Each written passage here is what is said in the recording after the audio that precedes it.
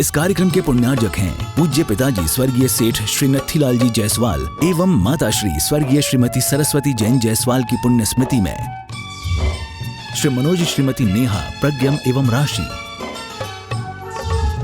श्री आशीष श्रीमती रोजी अर्चिषा थनीशा एवं परी जैन, संत शिरोमणि आचार्य श्री विद्यासागर जी महाराज गुरु भक्त समस्त जायसवाल परिवार इंदिरा विहार कोटा राजस्थान। आए आए विद्यासागर महाराज, आए आए आए विद्यासागर महाराज, ऋषियों के साथ मुनियों के साथ, ऋषियों के साथ मुनियों के साथ, आए आए आए विद्यासागर महाराज, आए आए आए विद्यासागर महाराज। बोलिए संत शिरोमणि आचार्य गुरुवर विद्यासागर जी महामुनि राज की, समस्त आचार्य संघ की नमोस्तु भगवान। इस तरह के पुण्यशाली लोग भटकन से बचे, इसलिए एक देवता को भी आदमी बनना पड़ा, एक देवता को भी आदमी बनना पड़ा। बोलिए परम उपकारी पूर्णायु के महावैद्य आचार्य गुरुवर श्री स्वर्गीय विद्यासागर जी मुनि महाराज जी की जय। गुरुनाम गुरु दादा गुरुदेव आचार्य श्री ज्ञान सागर जी महाराज जी की जय। समस्त आचार्य संघ की जय, समस्त मुनि संघ की जय।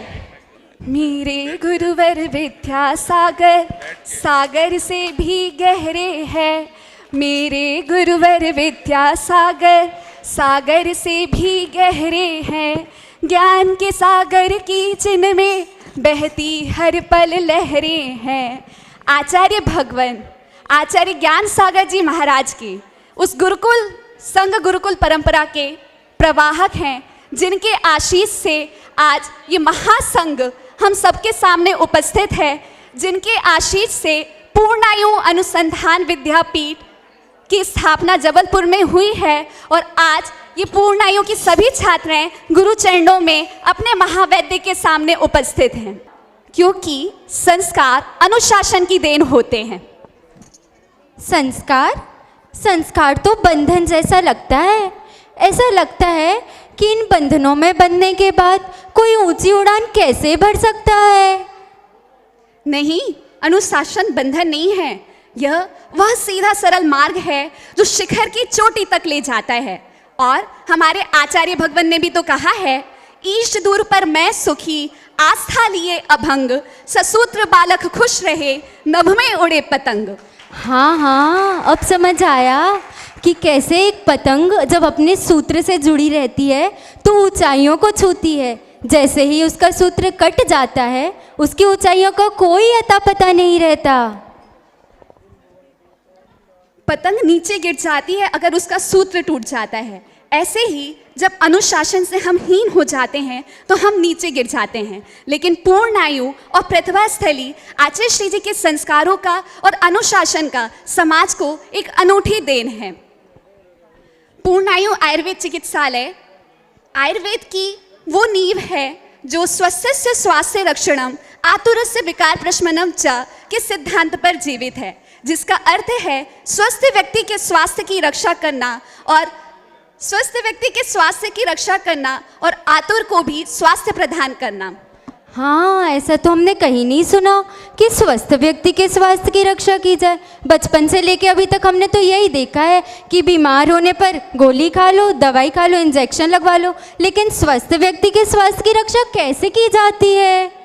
स्वस्थ व्यक्ति की स्वास्थ्य की रक्षा आयुर्वेद के सिद्धांतों पर चलकर की जाती है, जहाँ पर दिनचर्या का पालन किया जाता है, जहाँ पर ऋतुचर्या का पालन किया जाता है। और आचार्य भगवान ने ही तो हमें सिखाया है कि आहार को औषध बनाना है। वाइस प्रिंसिपल मैम दीपाली गिरी मैम, जो पूर्णायु की वाइस प्रिंसिपल है, उन्हें मैं यहाँ पर आमंत्रित करती हूँ और उनसे निवेदन करती हूँ कि वो पूर्णायु के बारे में कुछ कहें।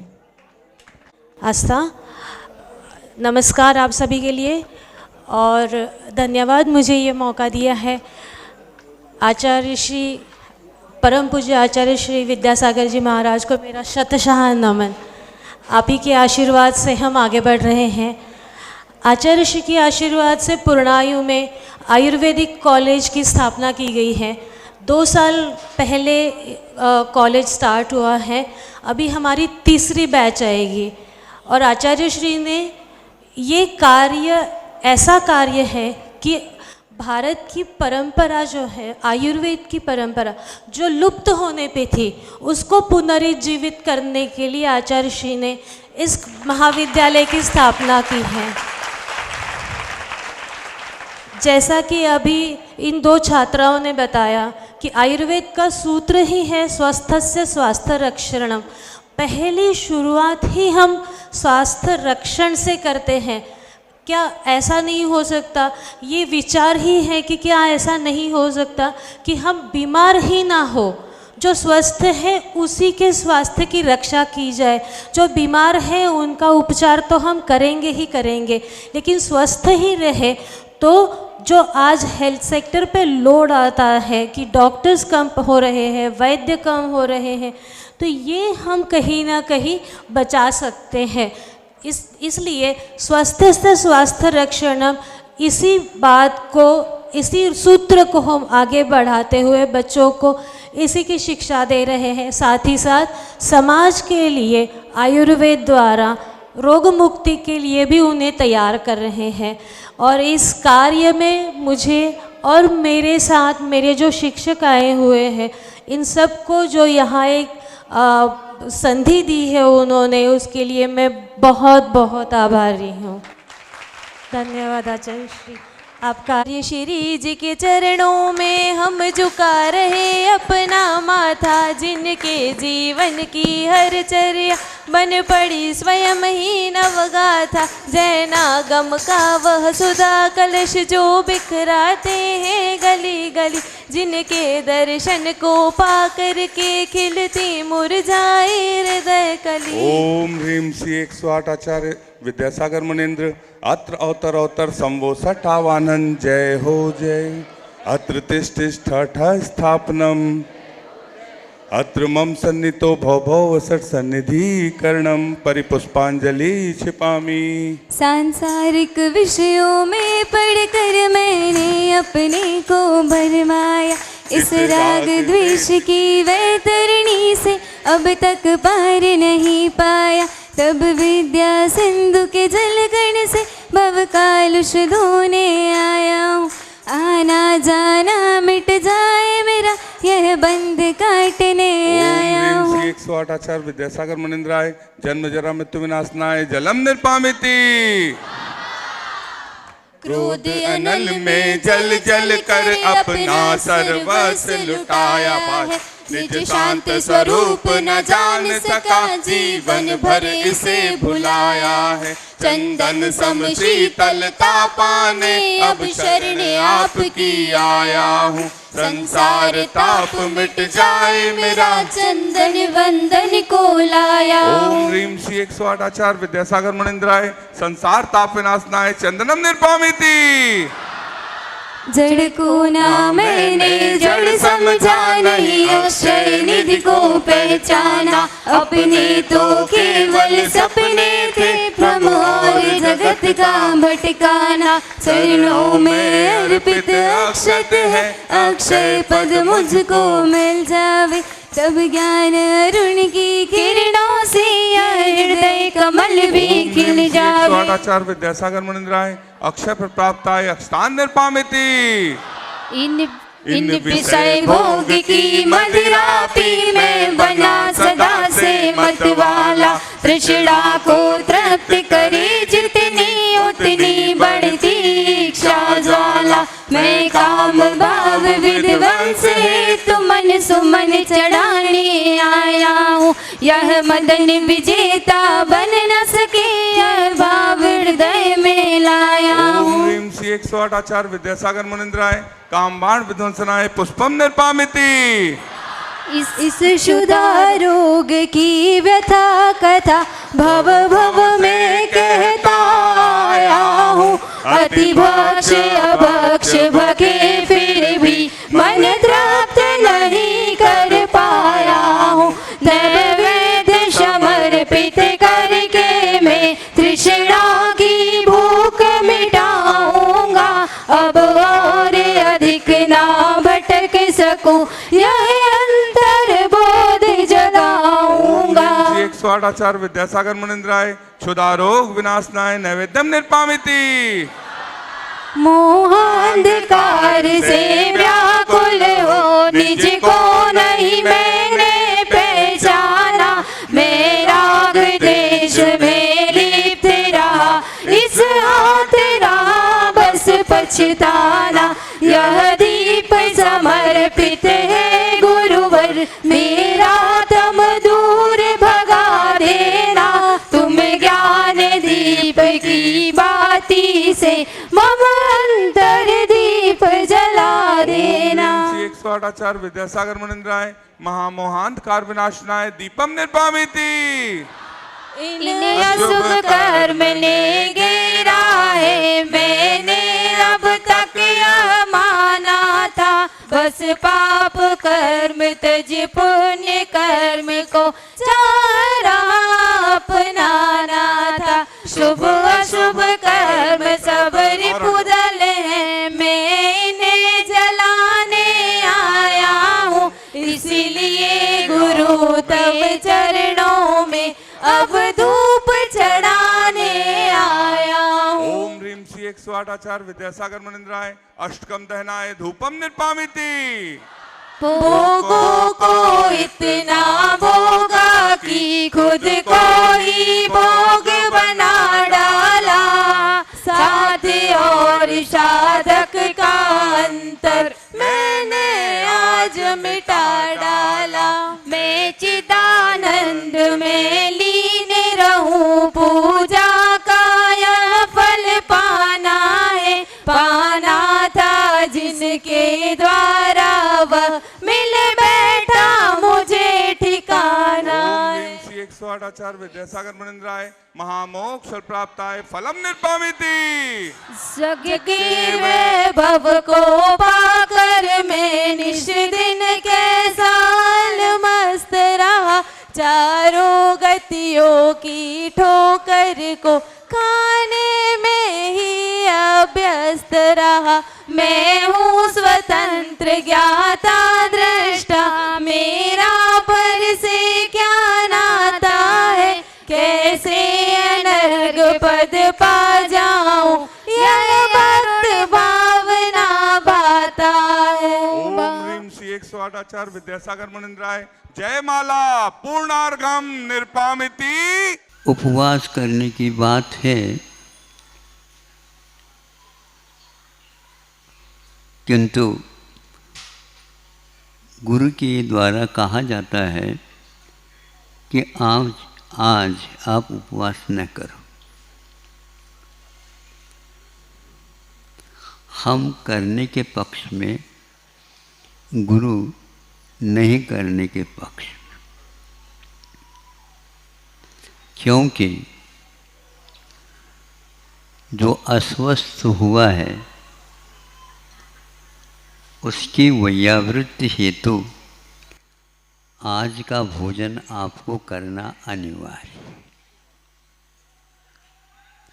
यह साधुओं के लिए शिक्षा दी जा रही है वहाँ की बात, और सामने जो बैठी सभा है उसके लिए भी यह लागू हो जाता है। संतों का कहना है शरीर के बिना धर्म साधन नहीं होता और अन्न के बिना यह शरीर का टिकाव संभव नहीं। अन्न लेना अनिवार्य है, लेकिन कौन सा अन्न लेना, स्वयं को भी हम संयत बना रखें, और जो रुग्ण हुआ या अस्वस्थ हुआ है उसकी स्वास्थ्य भी बहुत जल्दी ठीक हो। यह एक व्यवहार है, इसके पीछे धर्म भी लगा हुआ है, और धर्म का अर्थ मैं मेरे लिए ही करूं ऐसा कहीं भी लिखा नहीं गया। जिसके लिए जो आवश्यक है उसके लिए धर्म प्रदान करना यह अनिवार्य है, उसको सिखाना अनिवार्य है।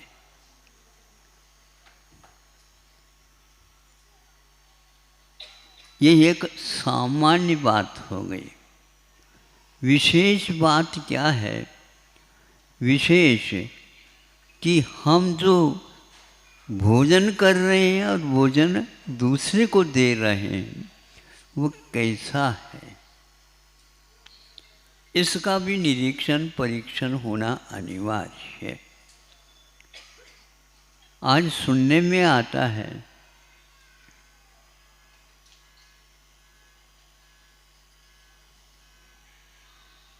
प्लास्टिक के चावल बन रहे हैं।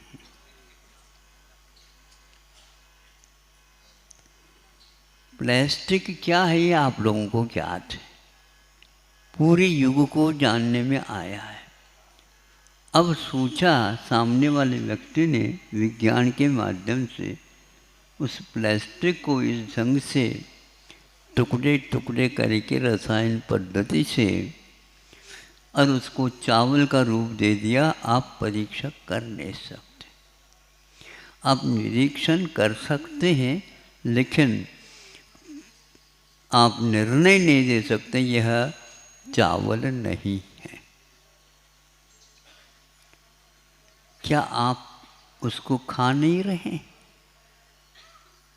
महाराज इसलिए खा रहे हैं कि चावल बहुत अच्छी क्वालिटी का है और उसमें देखने में तो ऐसा लगता है कि मैं भरपूर खा लूं, और सुगंधी के लिए जो सुवासित चावल होते हैं उससे आगे के वो चावल हैं।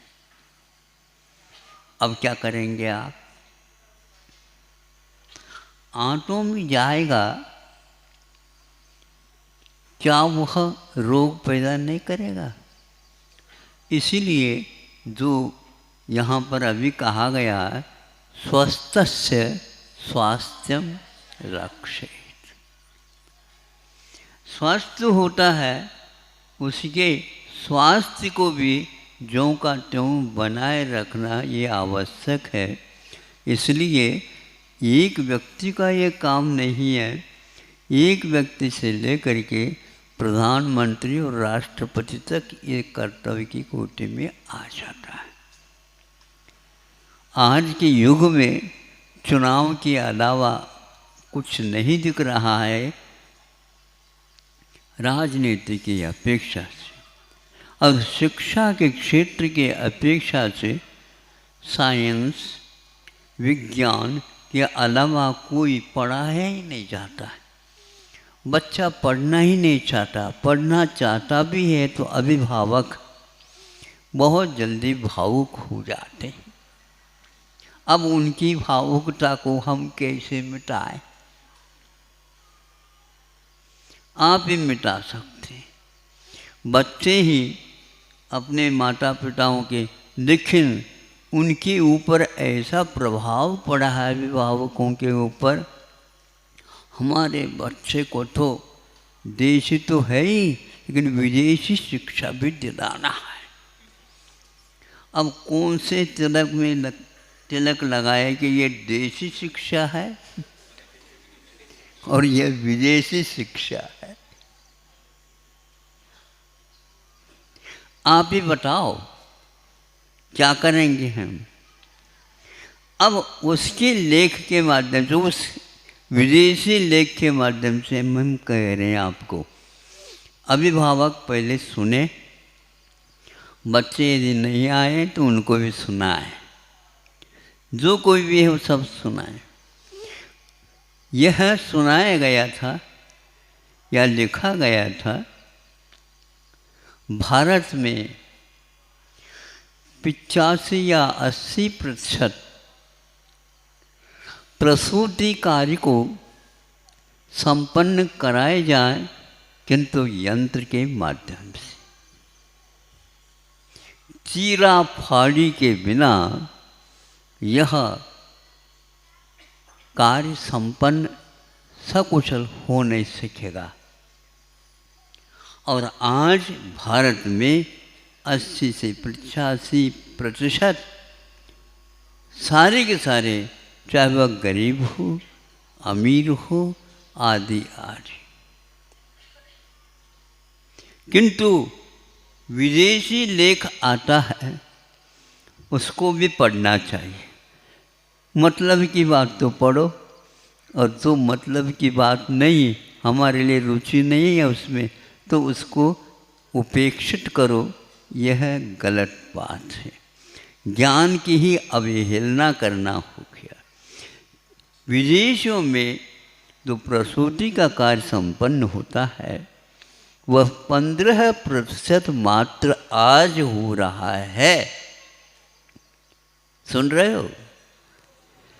तो इन ऑपरेशन के माध्यम से, शल्य चिकित्सा के माध्यम से यदि कोई कार्य होता है तो एक प्रकार से उसके दायित्व बहुत बढ़ जाते हैं। उसकी रक्षा के लिए, आगे के लिए वह किसी भी प्रकार से अब गर्भवती कार्य नहीं कर सकती है। यह कहा जाता है जीवन के लिए एक प्रकार से चुनौती दी जा रही है। घर में बैठ करके भी वह अच्छे अच्छे कार्य करना चाहें तो नहीं कर सकते। आयुर्वेद ही एक ऐसा साधन है इतिहास में, और आज तक वो जीवित है। उसमें कहीं भी इस प्रकार के कार्य के लिए अनिवार्यता नहीं रखी है, किंतु उससे पूर्व में सुखद शिशु का प्रसूति हो, इसके लिए उसको पहले से ही इस प्रकार का अन्न, पान, तेल आदि आदि वस्तुओं का प्रयोग करके उस शिशु का पालन पोषण, स्वास्थ्यस्य स्वास्थ्यम रक्षेत्, 3-4 महीने तक लगातार उसके लिए सेवा के माध्यम से उसमें ऐसे मंत्रों के आरोप किए जाते हैं जिसके माध्यम से शिशु गर्भस्थ होकर के भी सुख और शांति का अनुभव करता है और प्रसूति हो जाती। गरीब हो या अमीर हो, अमीर अपने ढंग से अपना आहार तैयार करता है। उसकी अब लिस्ट यहाँ पर लिखनी पड़ेंगे, तब कहीं आप लोगों को याद होगा अथवा समझ में बात आ सकती। ऐसे ही पहले करते थे और प्रतिशत सारे के सारे व्यवस्थित उस गर्भस्थ शिशु को यहाँ पर ला कर के रखते थे। क्या यह अपराध नहीं हो रहा है? और इसके पीछे लक्ष्य क्या है? शल्य के अनिवार्यता का केवल पैसा पैसा पैसा, जैसा तैसा, कैसा आए, कैसे आए, पैसे से बिक गए आप लोग। इसीलिए हमारा कहना, आयुर्वेद ग्रंथ को आप खोलिए और जिसके पास ये विद्या विद्यमान है उसको आप दीजिए। आपके लिए गृहस्थाश्रम को चलाने के लिए अर्थ तो चाहिए, लेकिन परमार्थ से ये कार्य संपादित होगा, अर्थ ऊपर से बरसेगा। पहले से ही खड़े हैं दान दातार। इस प्रकार का कोई भी मेरे धन का उपयोग हो, हम उसका उपयोग करना चाहेंगे। इसलिए धर्म का धर्म, कर्म का कर्म, और क्या चाहते हो आप, आज तक वह धर्म और कर्म ग्रंथों में बांध दूर करके रखें। ऊपर से तिलक लगाते हैं, हल्दी का, कुमकुम का और गुलाल का इत्यादि का, किंतु कोई भी व्यक्ति उसको खोल करके पढ़ता नहीं।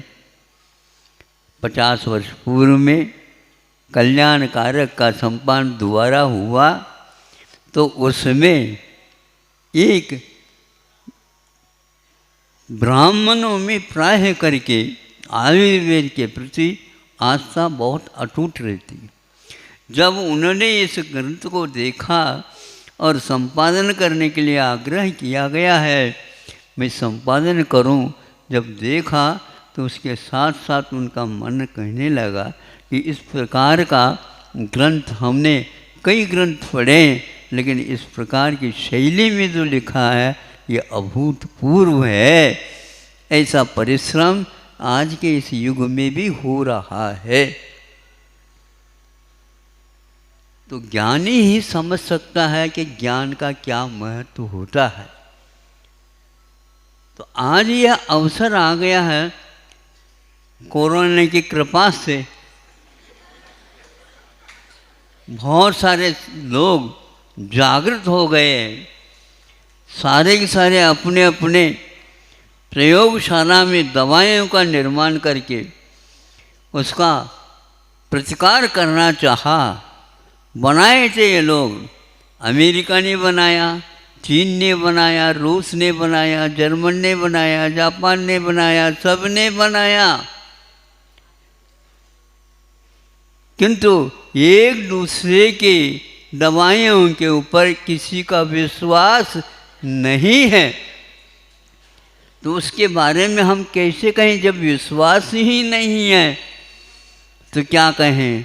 तो भारत ने कहा हम आप जैसे नहीं बनाएंगे, किंतु हम काढ़ा के माध्यम से ही आप लोगों को ठीक कर देंगे।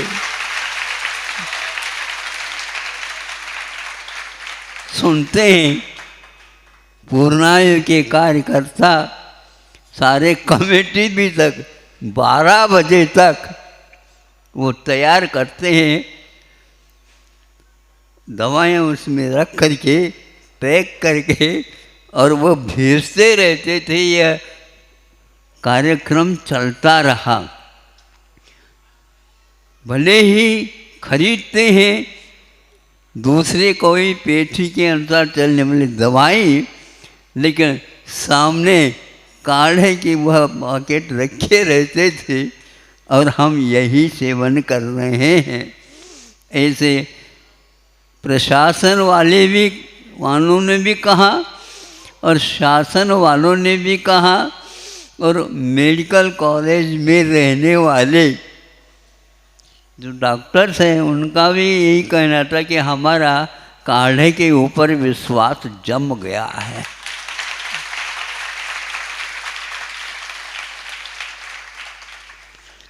इसमें कोई मंत्र विशेष नहीं और कोई तंत्र नहीं है, केवल हम अपने सद्भावों के माध्यम से किसी भी प्रकार से यह प्रकोप शांत हो और सब लोग जल्दी जल्दी स्वास्थ्य का लाभ ले सके।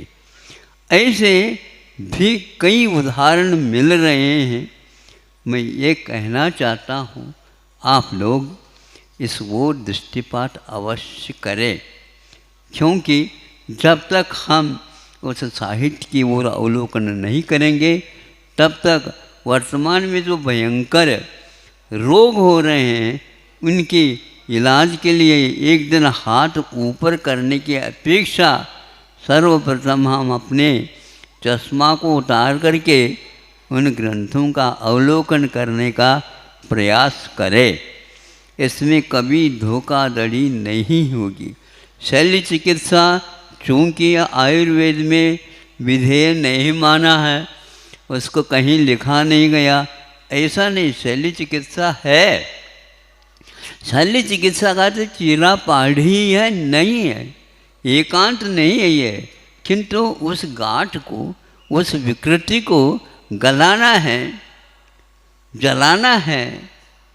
तो ये किसके द्वारा भी, किसी के द्वारा भी किया जा सकता। वो चीरा फाड़ी से ही वो ठीक हो सकता, ऐसा कहीं भी नहीं निकाला। एक क्षारकम जो कर्म होता है आयुर्वेद में, उसके माध्यम से, उसके सेवन करने से वो गांठ पिघल करके कहाँ चला जाता पता नहीं। आप लोगों को अभी विश्वास इसलिए नहीं होता क्योंकि आप जिससे परिचित हुए हैं उसके प्रति आपका बहुत बड़ा गाढ़ विश्वास है। विश्वास को मैं समाप्त करना नहीं चाहता, लेकिन दूसरे की ओर देखो तो सही, कम से कम वह गायब कैसे हो रहा है। इतने बड़े बड़े जो गांठ को होता उसको वहाँ पिघला करके और समाप्त कर दिया जाता है। इसको क्षार कर्म की भी उन्होंने संज्ञा दी है। यदि आप चाहते हैं तो हमने एक बार सुना था,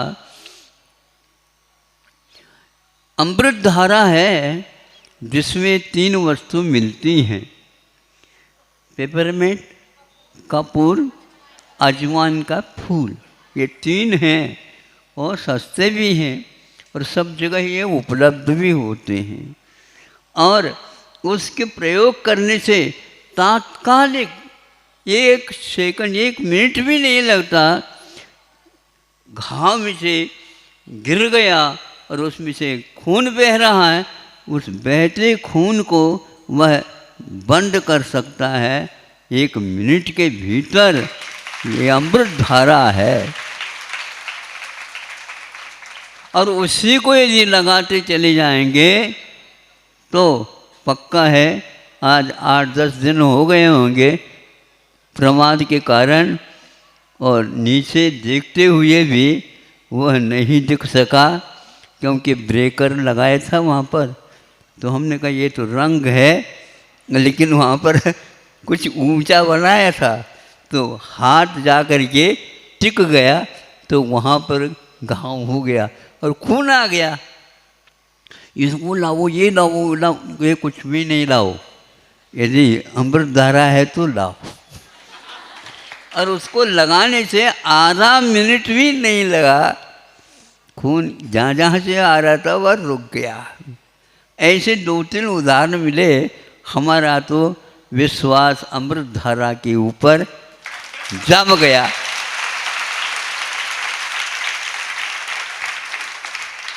भगवान से प्रार्थना करता हूँ आप लोगों का भी विश्वास इसी प्रकार जम जाए।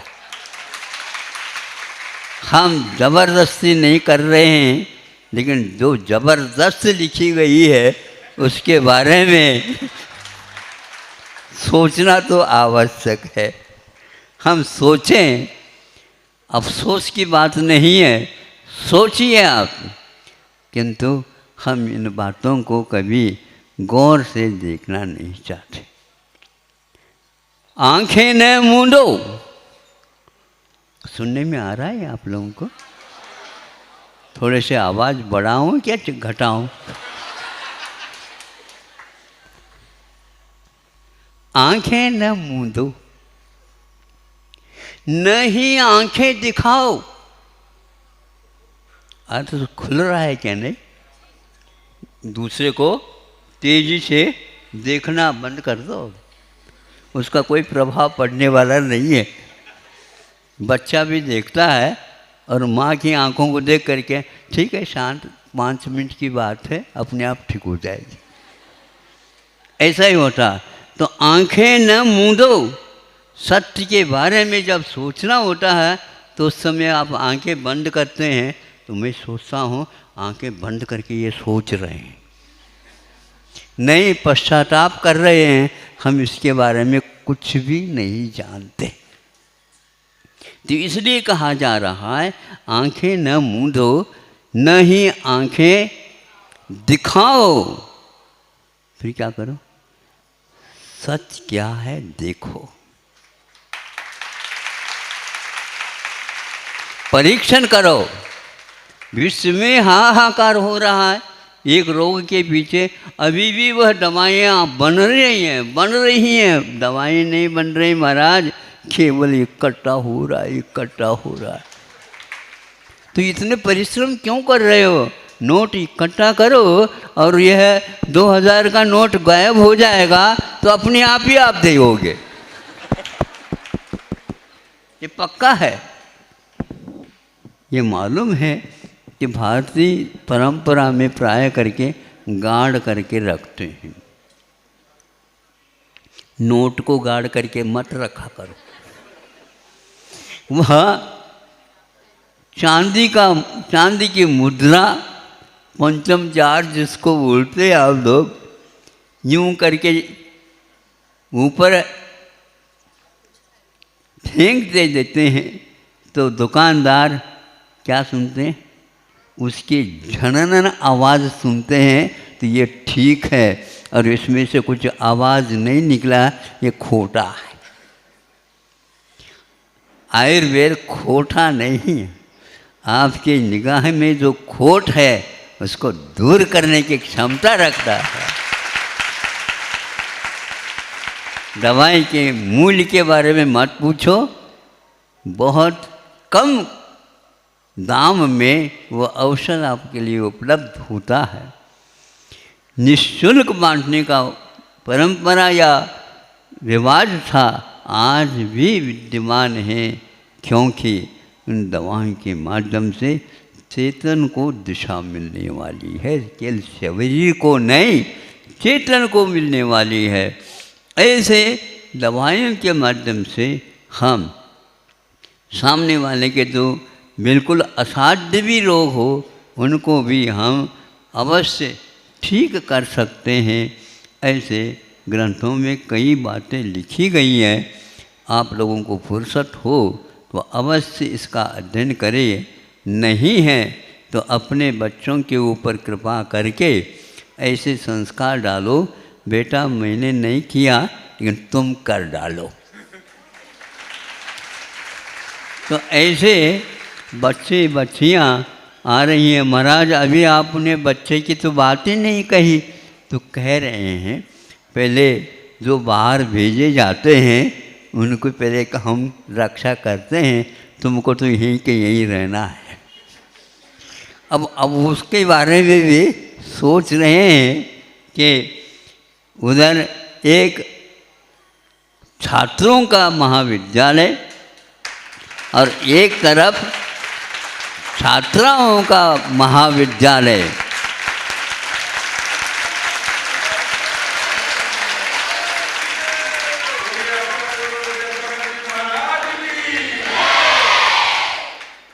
कई बच्चों की मांग थी, भैया मैं महाविद्यालय से डरता हूँ क्योंकि हमने विद्यालय देखे, महाविद्यालय नहीं। किंतु अवश्य हमारी भावना है कि आप लोगों को भी मिले, लेकिन जब तक आप लोगों का संकल्प ठीक नहीं होगा, अस्थिरता गायब नहीं होगी, तब तक ये कार्य किया नहीं जा सकता। इसलिए उसको दूसरे चरण में रखा है। 1 वर्ष में 100 इधर और 100 इधर, एक साथ 200 का प्रवेश और 5 साल के उपरांत एक साथ 200 का वैद्यों का यहाँ से निकलना होगा। इस आदर्श कार्य को, पुनीत कार्य को, पावन कार्य को संपादन करने वाले शिक्षक और शिक्षिकाओं की भी बड़ी आवश्यकता है।